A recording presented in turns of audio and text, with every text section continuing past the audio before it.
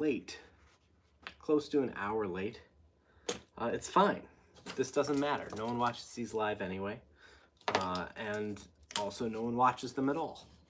So being a few minutes late to my arbitrary live stream, it's fine.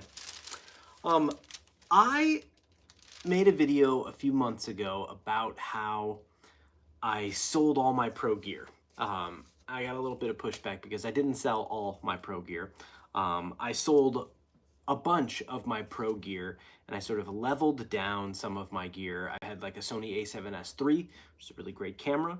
I sold it and I got a Sony a7C II as my main camera. And I also sold all of my small HD monitors that I use for monitoring, and they had the Teradek system in them so I could monitor wirelessly from my gimbal.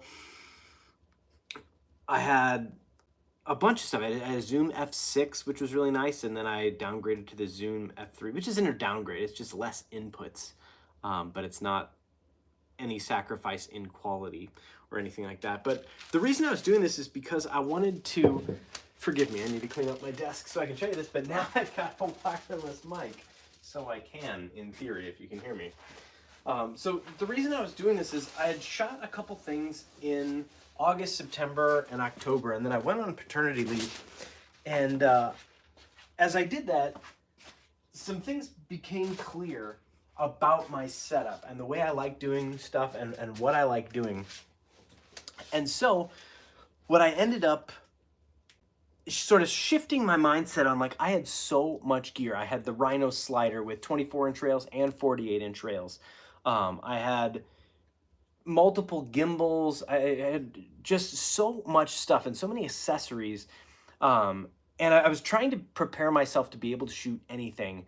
And after preparing myself to be able to shoot anything for years, I never shot anything. I shot the stuff that I shot that I had a good plan for shooting, and I didn't need all this extra stuff. And I kept thinking that I did.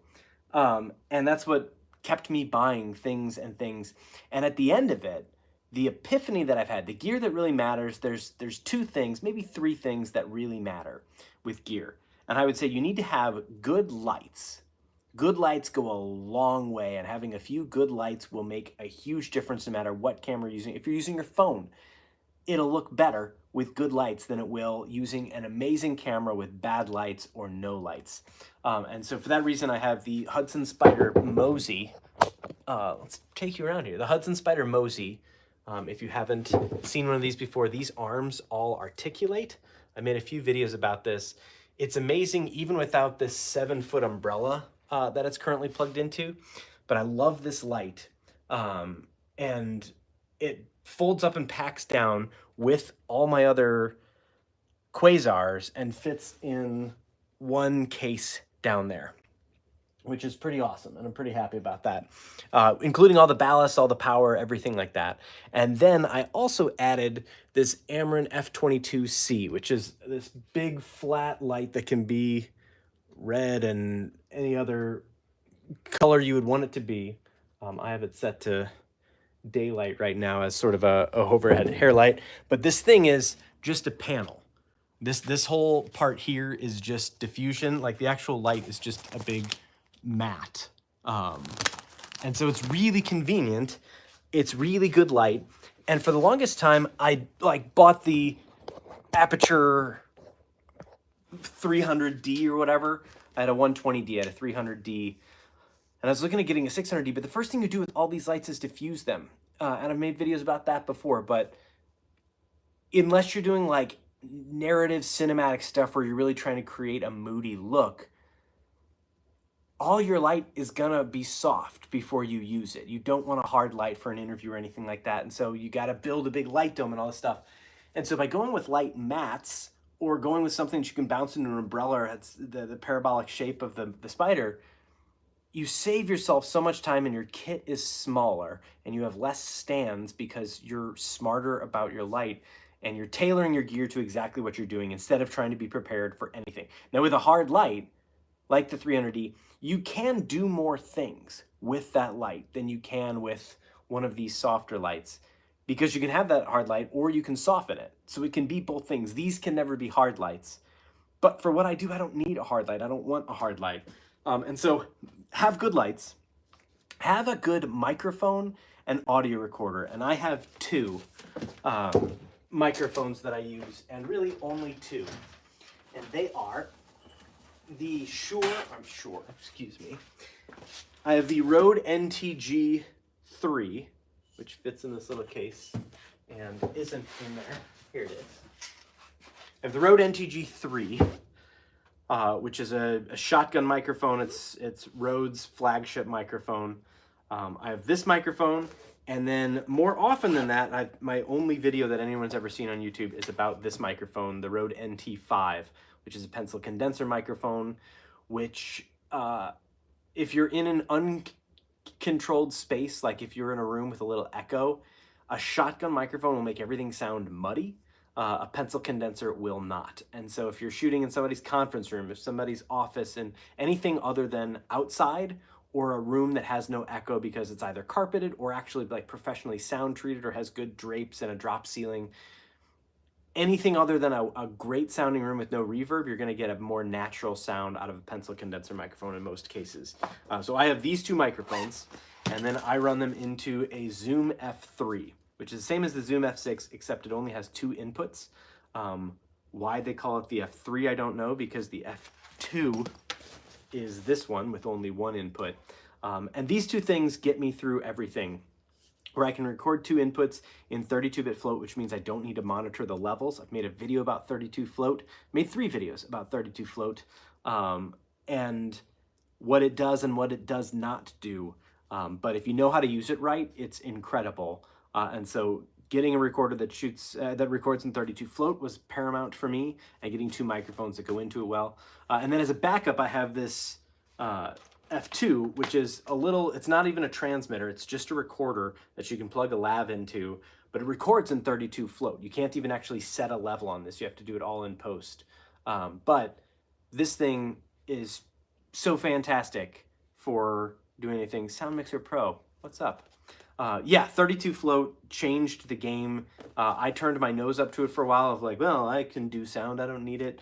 I don't need it, I love it, and I use it, and I'm grateful for it. I don't technically need it, but things are better because of it.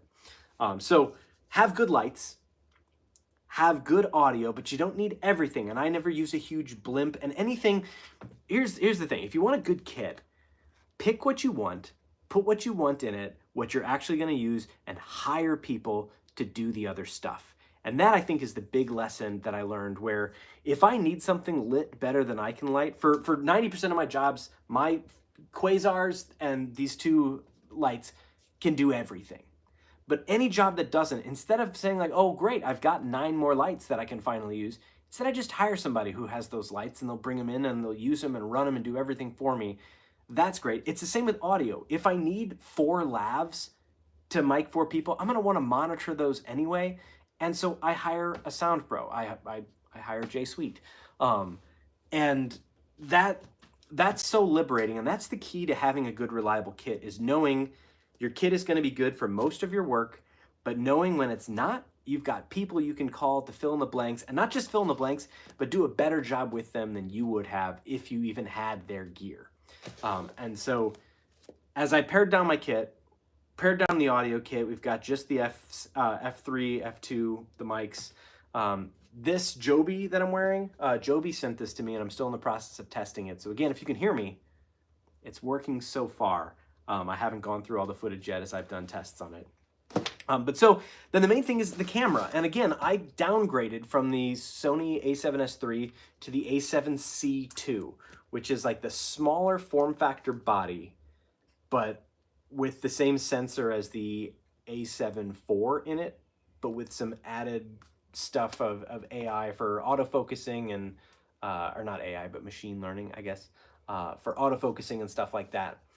And it's been fantastic. The other thing that this can do versus the a7S III is the a7S III is 12 megapixels for stills, and this is 35 megapixels for stills. And so with one camera, I can do photos and video. The compromise is that I can't do 4K at 120 frames a second, which I did a lot of, but I never really used a ton of that footage, or I never really used it at the full slow. And this has a way of doing that, I think, where maybe it's in 1080. I don't know, but it's not something that I need all the time, and definitely not for most of what I do in extreme B-roll situations. And so I was fine making that compromise in exchange for I can do photos. And the first thing, happenstance, after I switched to this camera, I got a job that they wanted video and photo of this big facility, and I was able to just do it without renting another camera or needing to bring two bodies. I was able to keep the same lens on, get a video shot, switch, get a still. And it was an easy process and a fun day with some fun people learning about how horse food is made. But so I pared down the camera body because for most of what I do, it's seated interviews where I'm shooting at 24 frames a second and shooting a little bit of B-roll, a lot of times at 24 or 60. And again, I used to do it at 120, but not really anymore. Or not anymore, but I didn't do it that frequently at 120 frames a second, unless I was doing something really gorgeous. But again, that's when I'm also hiring people. And I've been shooting with Chris Bland for so long, where he's got an FX3 and an A7R 4 or 5. Like, he's got good specialty cameras and he's got a perfect eye for it. And so that's the same thing. When I have a job that is going to push beyond what I can do with my kit, instead of saying, oh, thank goodness that I have this overpowered gear that I don't use all of most of the time, I get a chance to use it. Instead, I say, oh, if I want that to be good, I need a camera that's good, and also I'm going to get somebody who's better at using that camera than I would have been anyway. And so my kit is now Sony a7C II with 24 to 70 on it. And then I also keep the 70 to 200. This is the first gen f2.8. And then this is like my favorite lens. I use this way more than I thought I would. This is a 20 millimeter 1.8. And yeah, this one goes to 24. It's only 4 extra millimeters. It's not dramatically wider, but I love flying this on my gimbal. I have a Ronin RS2. I love flying this on my gimbal because it's just so light. It's so easy to balance it when you're doing like a whole bunch of tours of a place or something like that. And when you're getting that establishing stuff, I'm not punching into anything zoomy, and it just makes sense to have a lighter lens because then it's less to carry around and my arm gets less tired. And so, yeah, that's where the kit sits. And then the other only like hacky things, if people want to know life hacks or gear hacks, the only other two things that I really am getting a lot of use out of is I got the microphone. I got the remote control for the Sony's. There's a Bluetooth remote that I can take photos with remotely, and I can start and stop video with. And it's just a little thing, but it's been really handy as I'm doing stuff, or if I'm slating myself. I always like my first frame to be the actual slate. So when I load it in my software, the first frame shows what the slate is. And if I had to press it myself and then stand back, it just was annoying. And there's a little thing that can fit in my pocket, and it has the tally light on here, like this will be red if it's actually recording.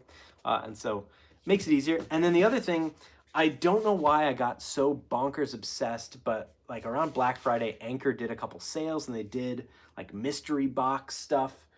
And I bought so many USB batteries. I have like 4 or 5 big USB battery banks, but I'm able to power my gear off of them. And so like I have the F3, which runs off AA's, but it also runs off USB-C. And so I can just plug it into this and it will run for a week and a half. Like, this thing's massive. But I can also plug my camera into here. If I'm just doing interviews for a while, instead of running power cords all over the floor, I can run my camera and my audio recorder off this for a while. And that's just so convenient. I used to carry my drone in here, but I'm trying to use my drone less and less unless I really need it. And so I don't keep it in my main kit. And so my main kit, I'll show this to you one last time here. It's not actually that busy. I used to have stuff like piled up on it. I guess the one other thing is charging over here is the DDV Mic D3 Pro, which I sometimes use as a scratch audio mic, but I never really use that B-roll audio. It's very seldom, but if I do, the deity VMic D3 Pro is what I use for that. But yeah, I used to have a monitor. I don't have my 5-inch monitor anymore. I don't have my 7-inch monitor anymore. I use a color checker. This stays in the bag just to check exposure and color and stuff. And a multi-tool unless I'm flying, which I've learned the hard way a few times. And that's it. So I've got my light kit. I've fit my audio back. Okay, yeah, I fit the audio kit. I fit everything in here, and it just seems to work.